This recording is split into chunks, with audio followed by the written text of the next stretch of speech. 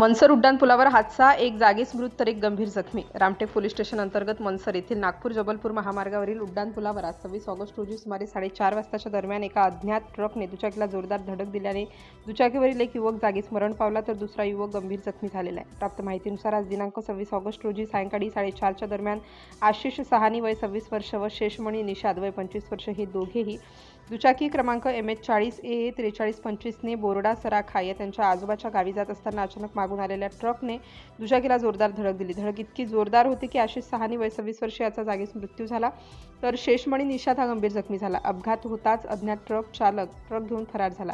रामटेक पोलिसांना सूचना मिळताच पोलीस कर्मी प्रवीण मरसकोल्हे, राजेश मडावी, प्रवीण मते, पोलीस पाटील बिमलेश बेहाडे व महामार्ग पोलीस घटनास्थळी पोहोचून जखमी युवकाला पुढील उपचाराकरिता रुग्णालयात पाठवलं तर मृत युवकास उत्तरीय तपासणीकरिता रामटेकच्या उपजिल्हा रुग्णालयात पाठवण्यात आलं। फरार झालेल्या अज्ञात वाहनाचा शोध मनसर व रामटेक पोलीस करीत आहेत। सिटी इंडिया न्यूज करिता रामटेक तालुका प्रतिनिधी हर्षपाल मेश्राम।